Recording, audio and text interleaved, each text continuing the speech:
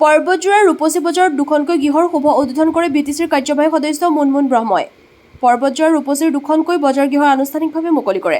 বজাৰখনত দীৰ্ঘদিনীয়া এটা সমস্যা আছিল, সেই সমস্যাখিনি সমাধান কৰিলে বিটিচিৰ কাৰ্যবাহী সদস্য মুনমুন ব্ৰহ্মই। বজাৰখনৰ এটা অংশত মাছৰ বজাৰ আৰু আন এটা অংশত কৃষকসকলৰ উৎপাদিত শাক-পাচলিসমূহ বিক্ৰীৰ বাবে ৰখা হৈছে বুলি জনাই দিয়ে। লগতে বজাৰখনৰ পৰা এটা ড্ৰেইনৰ ব্যৱস্থা কৰি দিয়ে আৰু কেইবাটাও উন্নয়নমূলক কামৰ কথাও উল্লেখ কৰে। News desk AIN live.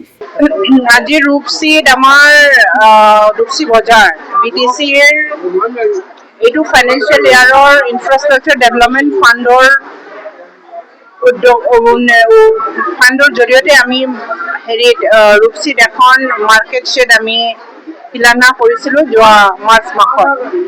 তো আজি এই কাৰ্য সম্পূৰ্ণ হৈ পেলাই আজি বজাৰটো মুকলি কৰিবলৈ আহিলোঁ। বিল্ডিঙৰ শিলান্যাসটো মাৰ্চ মাহত কৰিছিলোঁ, বিল্ডিংটো শেষ হৈ গ'ল, বনোৱা শেষ হৈ আজি ৰাইজৰ কাৰণে বজাৰ কমিটিৰ কাৰণে আজি মুকলি কৰিবলৈ ইয়াত উপস্থিত হৈছোঁ। লগতে ৰূপসীত আমাৰ ৰূপসী হাইস্কুলৰ প্ৰাংগণত আমাৰ ছামাৰ কোচিং কেম্প এটা হৈ আছে BPF-ৰ উদ্যোগত, চিফ ছাৰৰ নিৰ্দেশত। গতিকে এইটোও মই কৰিবৰ কাৰণে পৰিদৰ্শন কৰিবলৈ আহিছোঁ। আজি বিশেষকৈ ৰূপসী বজাৰখন ৰাইজৰ কাৰণে মুকলি কৰি দিবলৈ পাই মই খুব আনন্দিত হৈছোঁ। কাইলৈৰ পৰা ইয়াতে ফুল প্লেজেড বজাৰ বহি যাব।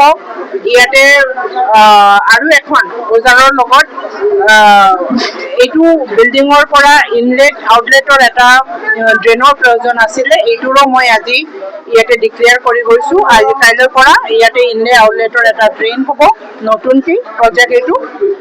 তাৰপিছত খুব ভাল লাগিছে, ৰূপসীৰ উন্নতি হৈ আছে আৰু হ'ব। যিকোনো খবৰ আৰু বিজ্ঞাপনৰ বাবে যোগাযোগ কৰক 7896121996।